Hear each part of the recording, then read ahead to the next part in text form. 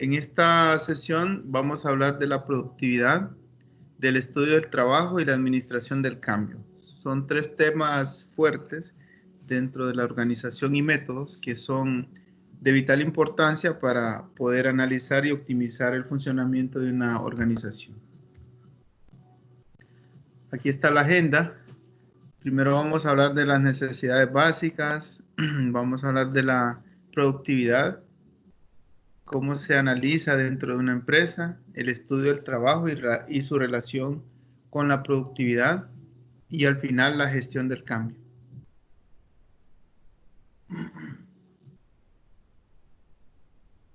Bueno, las necesidades básicas según lo que determina la pirámide de Maslow, tenemos que es necesario la alimentación, vestido, alojamiento, seguridad y salud, ¿verdad? Que a partir de esto, el máximo rendimiento de los recursos o mejorar la productividad. Básicamente es necesario que todas esas necesidades sean cubiertas para poder analizar la dimensión de la productividad. ¿Y qué es la productividad? Definida es la relación entre un producto e insumo. Se utiliza para medir el grado en el que se puede extraer cierto producto o insumo.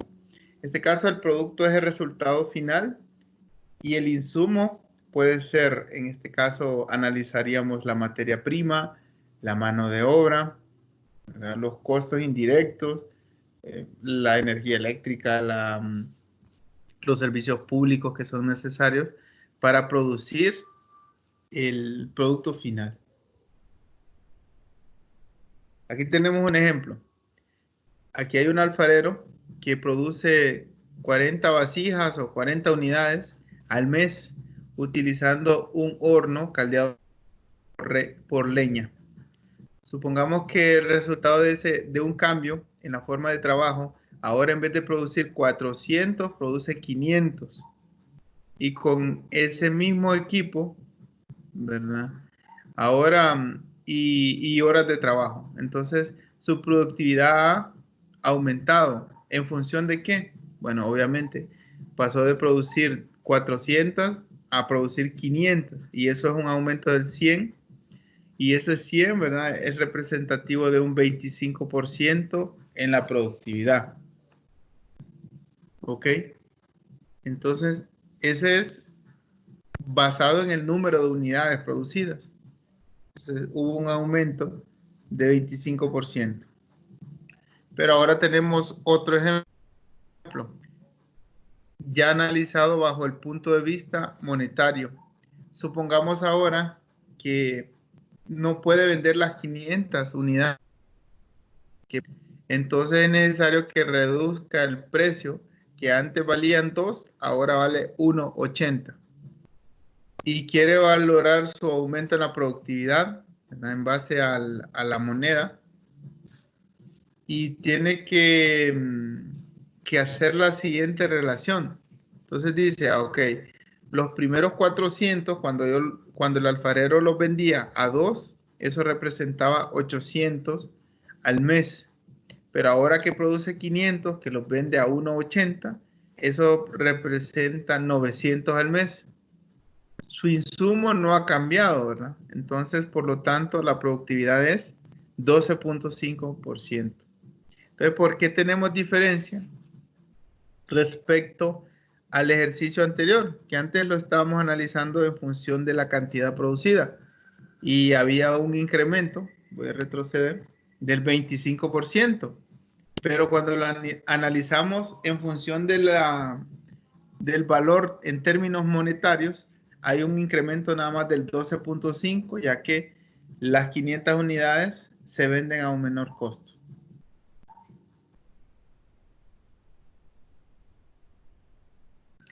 Entonces aquí hay unos factores determinantes para la productividad.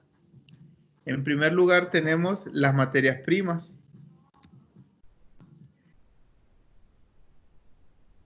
Luego está la mano de obra calificada, las restricciones estatales, aranceles, la infraestructura, la mano de obra, las condiciones de las instalaciones, el capital, el acceso a financiamiento, los intereses que sean atractivos para poder producir y bueno, la inyección de las motivaciones estatales para motivar la producción.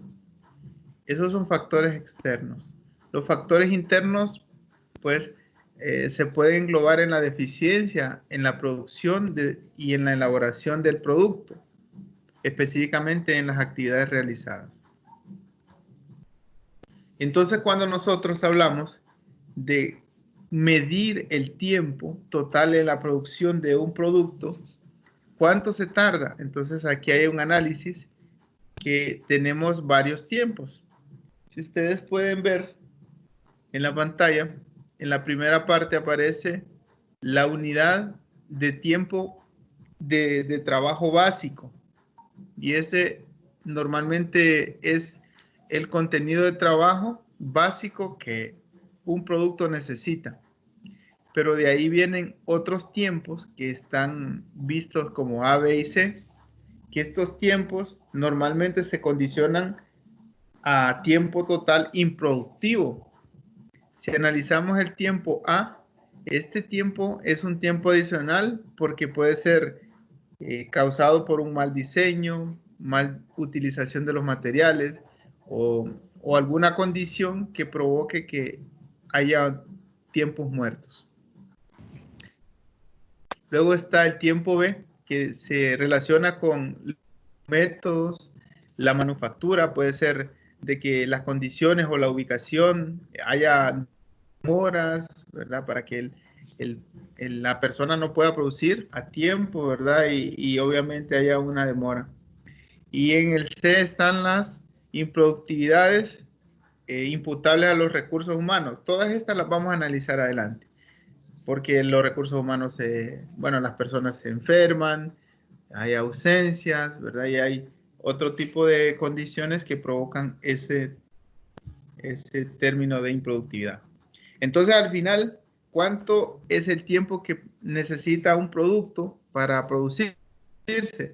Pues tenemos la unidad de trabajo básica, luego le tenemos que sumar el tiempo A, el B y el C, y eso es al final lo que se tarda un producto en producir. Pero si ustedes ven, como hablábamos, el tiempo A, B y C se puede disminuir y se puede mejorar. Y eso es algo que puede aumentar la productividad. Entonces, de nuevo analizando, dice que el contenido básico del trabajo es la primera porción que analizábamos antes y esta proporción es la cantidad de trabajo de un producto determinado en un proceso medido en horas trabajo o en horas máquina. Y si hacemos el análisis, ¿qué significa las horas de trabajo? Bueno, es lo que ya conocemos como el trabajo de una persona en una hora. Luego está las horas máquina y es el funcionamiento de una máquina o de una instalación durante una hora. Entonces esas son las determinaciones que engloban el contenido básico del trabajo. Es la primera porción más oscura que aparece en la imagen. Ahora vamos a analizar los otros tiempos, que el tiempo A es un tiempo suplementario debido a deficiencias en el diseño, pero a causa de que pueden ser deficiencias producidas por cambios frecuentes en el diseño, por decirles, normalmente un diseño tiene una especificación, pero se está variando esa especificación y eso hace que el tiempo de producción aumente. Puede ser que hayan desechos en los materiales, desperdicios, no hayan controles de calidad correctos y eso provoque que hayan desperdicios también o que haya mucho producto defectuoso y que sea rechazado. Luego el tiempo B son los métodos ineficientes de producción que condicionan este tiempo. Puede ser la mala disposición o utilización de los espacios. Puede ser de que las maquinarias o la línea de producción no esté optimizada para acceder en los tiempos correctos, porque puede ser de que un operario se traslade de un lugar a otro en lugares distantes para conseguir o tenga que moverse o tenga que hacer algo que le provoque demoras y al final eso incremente el tiempo de producción. También la inadecuada manipulación de los materiales, puede ser de que el material venga sucio porque el que lo manipuló anteriormente no lo cuida, entonces haya que limpiarlo y esas son ineficiencias. Interrupciones al pasar de la producción de un producto a otro, porque puede ser obviamente que en la línea de producción se produzcan varios tipos de productos, entonces el adecuarse o el adecuar las instalaciones para producir otro producto puede ser que es necesario, ¿verdad? Tener un tiempo de demora. Los métodos de trabajo ineficaz, ¿verdad? En este caso son producto de que no hay un estándar, no hay una norma que indique cómo hacer el trabajo. Muchas veces cada operario, cada persona lo hace de la forma que le parece correcto. No existe una norma, una estandarización. También tenemos la mala aplicación de las existencias, que cuando no hay una materia prima, obviamente va a provocar de que la producción se detenga. También averías en la línea de producción, en las maquinarias o en las herramientas que manipulan, ¿verdad? Y eso puede provocar de que se detenga el trabajo. Y al final tenemos la porción C, que contiene el trabajo que es las demoras imputables al recurso humano. Ya hablamos de los ausentismos, la falta de puntualidad, la mala ejecución del trabajo, riesgos, accidentes, lesiones profesionales. Todo eso son tiempos que aumentan la ineficiencia, ¿verdad? Imputada al recurso humano. Ok, entonces vamos a hablar cómo es el estudio del recurso del trabajo. Específicamente, ¿para qué sirve la utilidad o cuál es la utilidad del estudio del trabajo? ¿Qué técnicas se utilizan y qué procedimientos? Inicialmente, aquí tenemos algo de que para estudiar el trabajo es algo muy sistemático y metódico. ¿Por qué? Porque tiene procedimientos específicos para ser realizado. Hay normas que están normalmente afinadas para producir. Y este estudio es sistemático porque tiene que investigar los problemas. Cuando hablamos de los tiempos A, B y C, normalmente se analiza qué lo está provocando. Es necesario ir a ver, sentarse para analizar, como dice el siguiente punto, que es necesario invertir tiempo para analizar cada una de las acciones, para enterarse qué es lo que está ocurriendo en el lugar del trabajo, observar continuamente para que si se ven esas actividades, determinar qué los está causando. Debe haber alguien que pueda dedicarse de forma exclusiva a esa función, obviamente es el Departamento de Organización y Métodos, para que asesore normalmente a nivel de observación, luego se hace un diseño del proceso, de que ya lo vamos a hablar adelante, y las recomendaciones de mejora. ¿Cuál es la naturaleza? ¿Por qué estudiamos el trabajo? Pues es la primera línea directa para aumentar la productividad sin tener que hacer o invertir en más costos. Normalmente no hay ningún desembolso en capital o equipo, porque si yo quiero en una organización aumentar mi productividad, normalmente uno puede decir, es necesario aumentar la maquinaria o es necesario aumentar la cantidad de personas que hacen un trabajo. Entonces, o es necesario invertir en más instalaciones físicas. Pero si yo me siento a analizar que puede ser de que muchas veces hayan tiempos muertos y eso me esté cargando mi productividad y disminuyéndola. Entonces, como dice ahí, es una forma económica de hacerlo, sin necesidad de invertir adicionalmente. Como hablábamos antes de sistemática, porque normalmente se desarrolla y se analizan todos los factores que influyen en la eficiencia operativa. Se estudian todos los factores que tienen relación con la operación. Este también es el método más exacto para tratar de aumentar la productividad.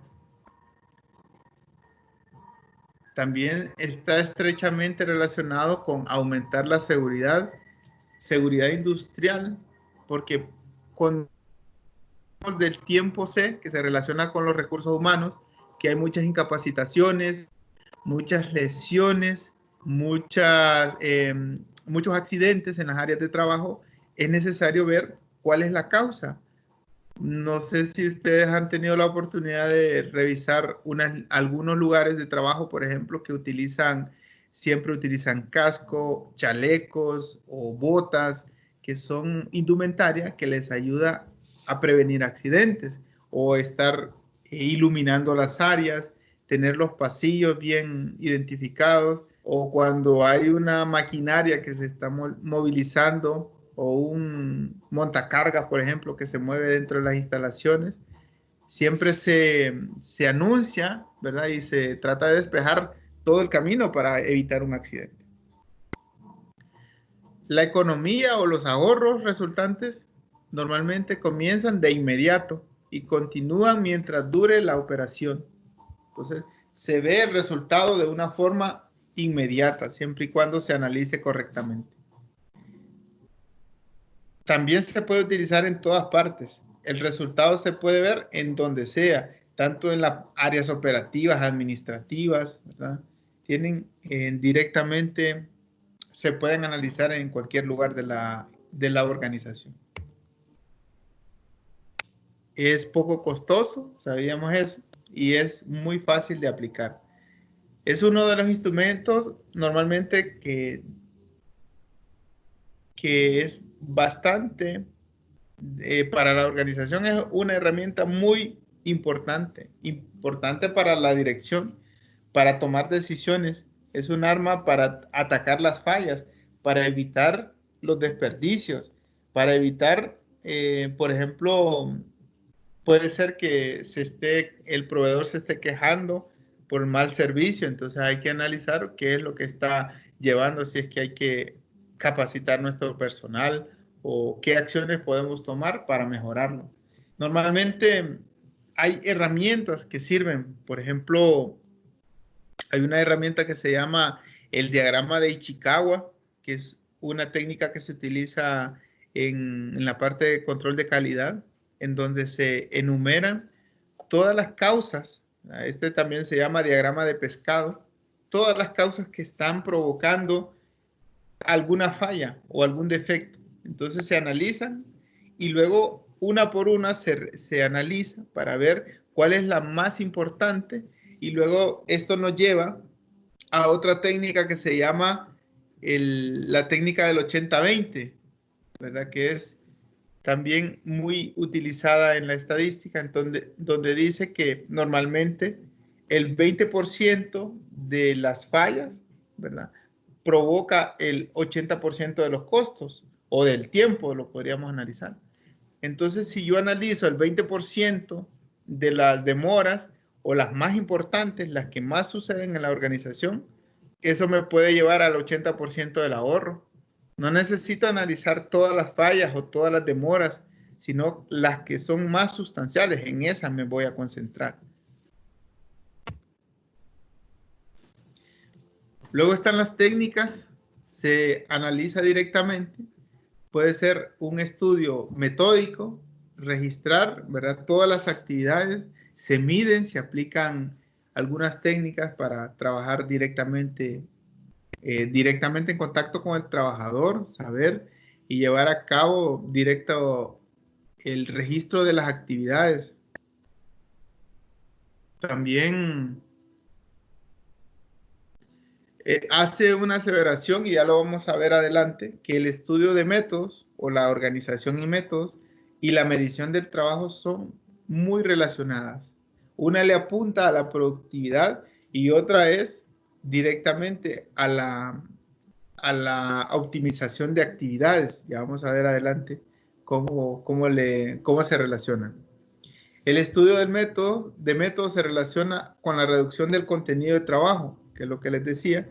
Métodos es directamente a mejorar las actividades, simplificarlas, hacerla lo más fluida posible, y la medición del trabajo se relaciona con mejorar la productividad. Pero si yo simplifico el trabajo, obviamente estoy mejorando la productividad porque me voy a tardar menos en hacer una actividad o un proceso. Entonces aquí está un diagrama donde aparece el estudio del trabajo. Tiene dos flechas. Primero va al estudio de métodos, que hablábamos, se relaciona directamente con las tareas, mejorar las actividades. Y luego está la medición del trabajo, que se relaciona directamente con reducir los tiempos de ineficiencias. Y eso al final me lleva a aumento de la productividad. Aquí están los procedimientos básicos para el estudio del trabajo. Primero está la selección, seleccionar el trabajo que se va a estudiar. Por ejemplo, puede ser, no necesariamente tiene que ser un área de producción, puede ser un proceso de la organización. Por ejemplo, las cuentas por pagar o las cuentas por cobrar o el proceso de ventas. Se selecciona una unidad o un proceso. Luego se registra y se recolectan todos los datos, se miden los tiempos. Por ejemplo, cuando hablábamos anteriormente de un proceso, el proceso de ventas inicia desde que el cliente llega a la instalación de la empresa, luego tiene un contacto con un vendedor, luego recorre las instalaciones, ¿verdad? Se verifica que la mercadería esté en inventario, los precios, ¿verdad? Entonces, todas esas verificaciones, eso se va documentando, esas actividades constituyen las actividades que sirven para desarrollar el proceso. Y normalmente cuando hacemos un estudio del trabajo, cada actividad escribimos el tiempo, cuánto dura cada actividad. Y obviamente algunas actividades se relacionan y otras no. Por ejemplo, puede ser, no sé, hay lugares donde yo puedo ir a un supermercado y pedir asistencia para que me recomienden ciertas cosas. O puede ser de que yo vaya directo al pasillo, solo agarre lo que necesito y me vaya. Entonces, el proceso tiene variantes y normalmente se analiza desde todos los puntos de vista. Luego se examinan todo lo que se registró, tanto sus variantes, sus tiempos. No solo se hace una vez, se hacen varias veces.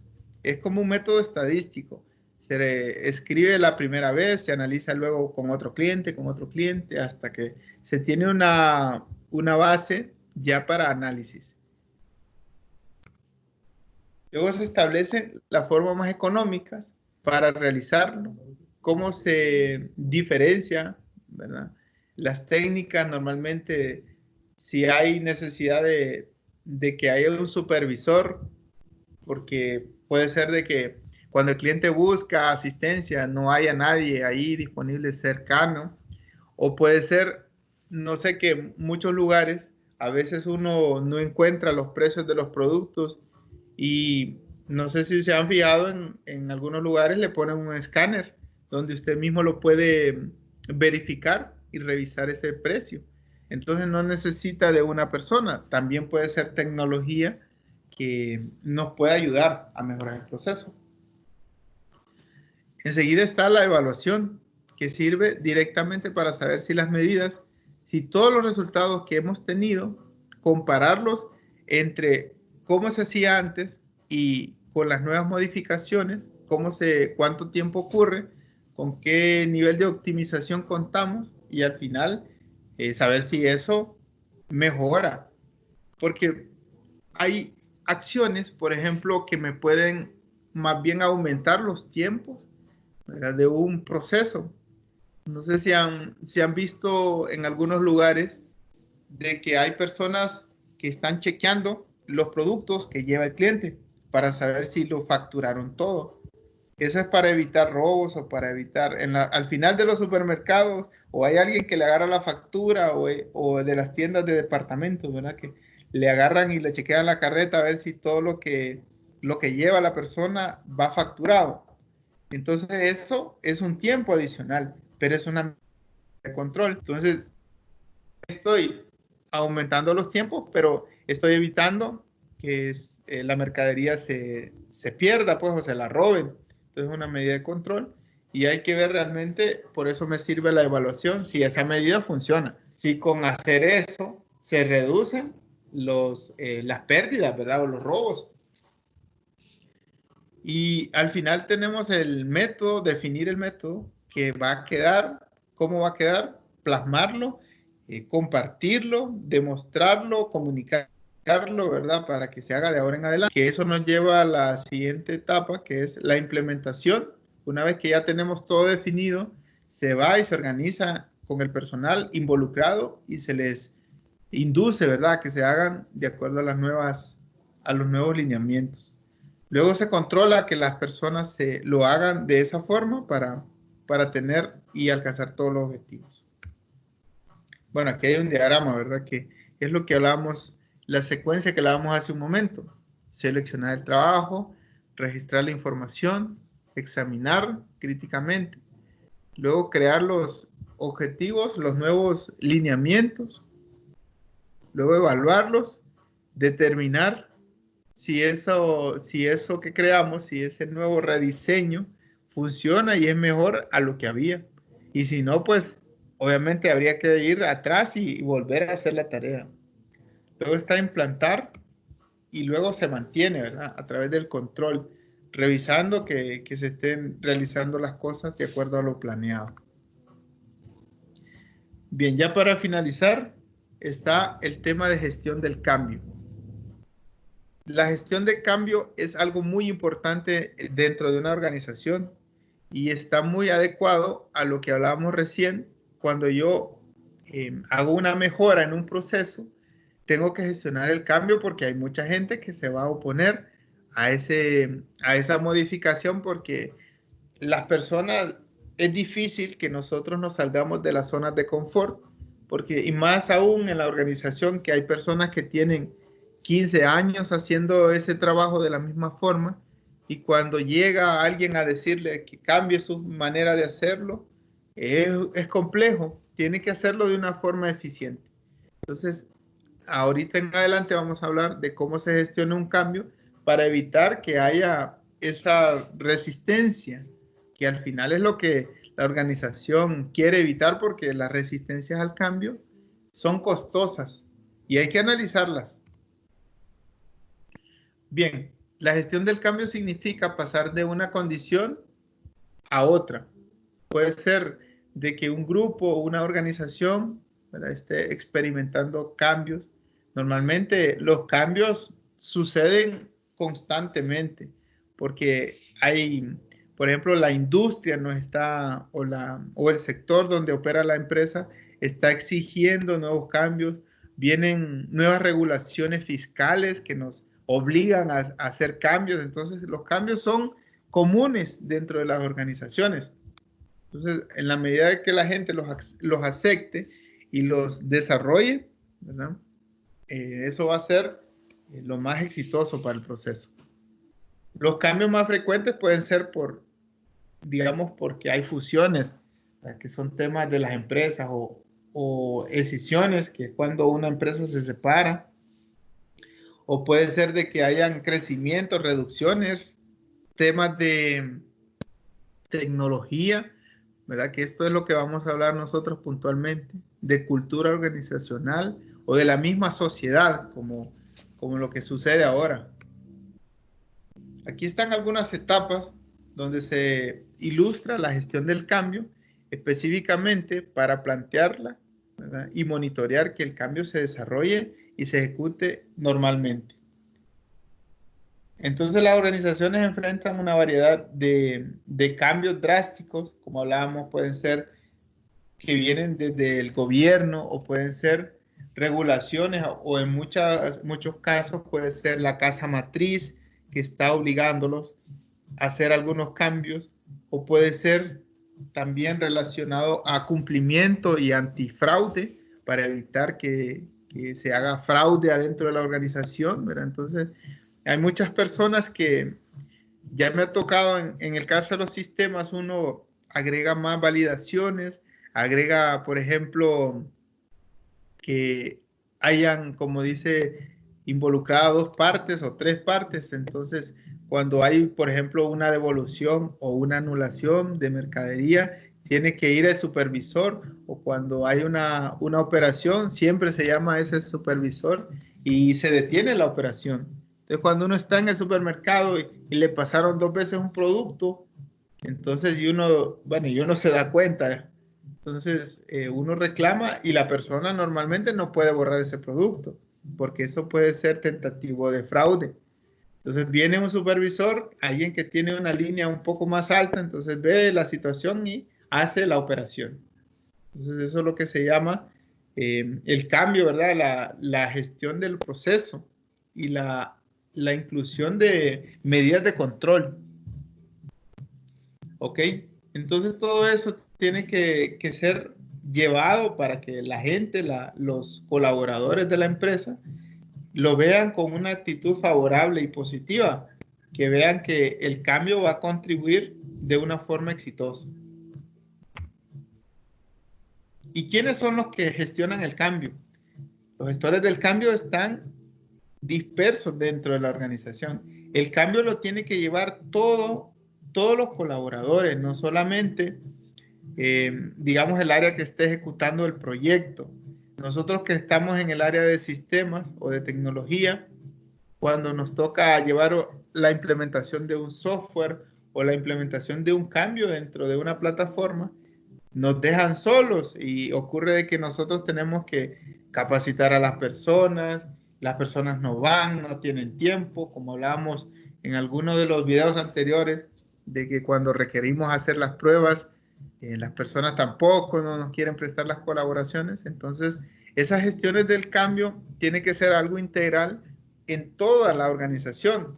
Inclusive se tiene que involucrar todos los departamentos, porque hablando de todo, recursos humanos es muy importante que nos ayude a gestionar esos cambios, porque muchas veces cuando yo he estado en proyectos de gran magnitud tecnológica, se organizan lanzamientos y eso lo he visto muy comúnmente acá en el país. Entonces, por ejemplo, la empresa va a cambiar su sistema. Entonces, vamos a hacer una reunión y vamos a invitar a todos los empleados para anunciarles que se va a hacer ese cambio y que ellos se sientan parte, ¿verdad? De ese cambio y que lo reaccionen y que lo acojan de una forma positiva, porque la mayoría va a tener que colaborar inclusive de una forma más de lo normal, porque cuando se hace un cambio es necesario de que se empuje, que todas las personas involucradas lo echen a andar a medida que sea entre más complejo, ¿verdad? Es necesario desarrollarlo, involucrar a todas las personas y solo los colaboradores que hacen el día a día son los que nos pueden ayudar a llevar adelante ese cambio. ¿Y para qué la gestión del cambio? Normalmente eh, esas actividades que son gestoras de cambio tienen un objetivo, un propósito. La organización quiere alcanzar algo. De alguna forma, normalmente los cambios están en función de tener una visión estratégica del negocio. El cambio es para hacer algo. Entonces, si una organización decide, por ejemplo, implementar como hablábamos, la migración de un sistema a otro, puede ser de que los empleados digan y no estén a favor de eso porque ya saben utilizarlo y aprender a usar otro sistema es complejo. Pero la organización está evaluando, por ejemplo, en las migraciones de sistema que me ha tocado estar, he visto que las organizaciones se enfrentan a situaciones como que el proveedor de ese software ya dejó de darle soporte, ya la versión, ¿verdad?, de ese software ya es obsoleta o les está cobrando demasiado. Entonces sus costos son demasiado o también no les da un buen servicio. O simplemente la organización se proyecta un cambio, un crecimiento y ese software no le soporta. Entonces hay muchas situaciones que tienen que ver con eso y al final la organización se toma ese tiempo de evaluarlo costo-beneficio y al final toma la decisión y obviamente los que soportan el cambio, los que tienen que cambiar su forma, sus actividades son los colaboradores que están haciendo su trabajo diario. Aquí hay algunos principios de alineación natural al cambio. Nosotros como seres humanos estamos involucrados en un constante cambio. La participación no es opcional. La vida siempre reacciona ante las órdenes nunca las obedece, ¿verdad? Siempre hay una, naturalmente, a no obedecer, ¿verdad? Porque siempre existe esa crítica normalmente a lo que se hace, pero es necesario saber qué es lo que busca la organización con ese cambio para entenderlo y apoyarlo. Cuando a alguien se le invita al cambio como gestor directo, esa persona se le da respeto y confianza, pero él responde con compromiso y se involucra al 100% con el cambio y es un agente de cambio. Entonces, en la medida que nosotros involucremos a los colaboradores, el apoyo va a venir.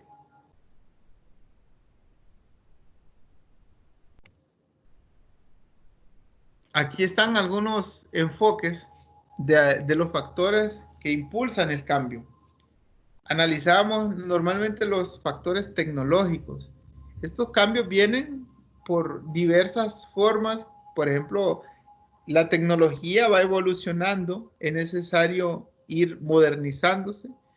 Los competidores también lo están haciendo. Entonces, en la medida que la empresa incorpore tecnología en sus procesos, entonces eso lo va a hacer más competitivo, va a aumentar su productividad directamente porque, por ejemplo, va a evitar, yo les puedo comentar que siempre, de hecho, esa es la premisa inicial en el área de tecnología, siempre que se hace un cambio, ese cambio tiene que aumentar la productividad, disminuir los tiempos, evitar errores, evitar reprocesos. Entonces, todas esas cosas, obviamente, abonan a la productividad. Y la tecnología es un factor de cambio muy decisivo. Y las empresas ven a la tecnología como un aliado. Y esos cambios pueden ser normalmente cambios en la parte de los sistemas de información, o en la plataforma de hardware, bueno, en software también de ofimática, etcétera, o en servicios, o incluir tecnologías, por ejemplo, el uso de handheld o de tablet o de smartphone para chequear sus inventarios, para toma de inventarios físicos o para ventas, ¿verdad? A nivel de rutas. Todo eso son cambios que se están dando para apoyar, para modernizar la fuerza de ventas. Los cambios en los productos y servicios pueden ser adaptaciones, pueden ser líneas de productos que ya están funcionando, pero puede ser que se acoplen a cosas o a exigencias que el mercado está demandando. Los consumidores tienen la principal parte y hacia ellos se va a orientar el cambio.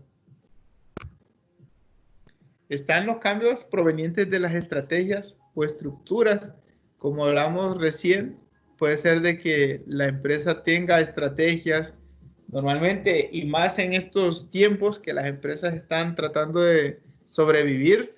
Entonces hay muchos cambios que van dirigidos al ahorro de costos. Entonces, en función de eso, las empresas los promulgan, los los hacen para que al final tengan utilidades. Puede ser de que hayan políticas, nuevos sistemas de remuneraciones. Puede ser también que los sistemas de información y de control para evitar la fuga del inventario, ¿verdad? Para mejorar el control. Todo eso va para que la empresa obtenga mejores utilidades. Los cambios en la gente y la cultura tienen diferentes enfoques. Puede ser de que las actitudes de las personas, las habilidades son distintas, más cuando las organizaciones operan a lo largo de diferentes países. La carga cultural que hay, ¿verdad? Es distinta de lo que se hace de una región a otra. Pero es necesario que la comunicación sea fluida y que hayan líderes que nos ayuden a llevar esos cambios para que la organización pueda fluir y pueda acoplarse a lo que normalmente se hace. Bueno, ya para ir cerrando, para implementar un cambio siempre hay que reconocer un diagnóstico, hay que sentarse, hay que observar y es necesario hacer estos pasos. Reconocer e interpretar el problema. Como les decía antes, para reconocer el problema, se atacan los problemas que tengan un mayor impacto. No vamos a reconocer el 100% de problemas. Normalmente, como les decía, ahí está la técnica, ¿verdad? Del 80-20, ¿verdad? Entonces, yo puedo reconocer el 20% de mis problemas que me están causando el 80% de tiempos muertos. Entonces, ok, vengo y puedo llegar a ese 20%. Puede ser que la gente se me incapacite mucho o haya muchos problemas laborales o que las mercaderías o las materias primas no sean las correctas o haya mucho desperdicio. Hay que analizar qué es lo que me está causando el problema. Luego está la determinación de la disposición y cómo la organización se va a acoplar a ese nuevo cambio.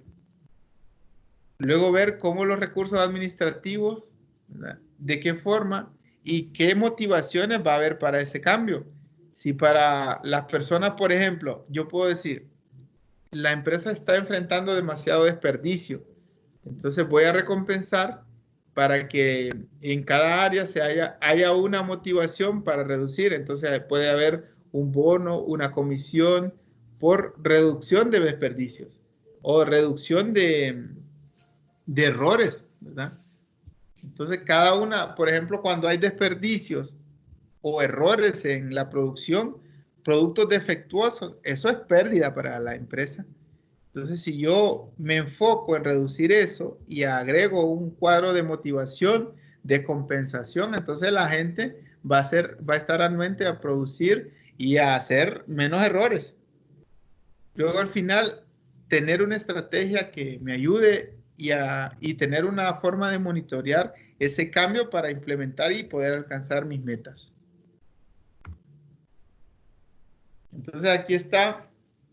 Bueno, lo que hablábamos hace un momento, cómo debe ser ese proceso de cambio. Deben de estar bien definidas las necesidades, hacer hincapié en que todo ese cambio tiene que conducir a una mejora de la organización. Que haya respaldo de parte de todo el equipo, de todos los interesados para que ese cambio se realice, bajo el principio de que este cambio va a ayudar a toda la organización.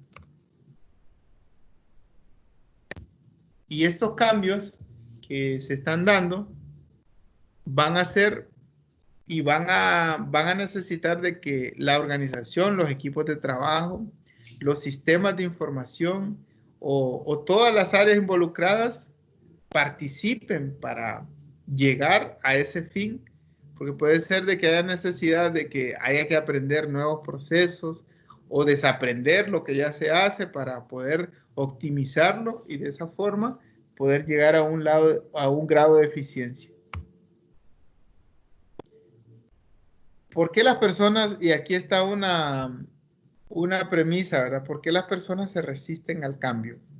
¿Por qué las perspectivas de cambio son distintas desde cada individuo, cada persona. Yo, como les comentaba hace un momento, he estado en migraciones de sistema en donde yo he encontrado personas que han decidido salir de la organización porque no quieren aprender a usar ese nuevo sistema, porque dicen que ellos ya no están en edad de aprender nada nuevo, se retiran de la empresa. Entonces, hasta esos puntos hemos llegado. Entonces, es necesario gestionarlo adecuadamente, ¿verdad? Porque puede ser de que la persona no encuentre una motivación en ese cambio. Entonces, hay que hacer los gestores. Y ahí está la bibliografía, jóvenes. Ok. Entonces, con esto finalizamos la clase de este día.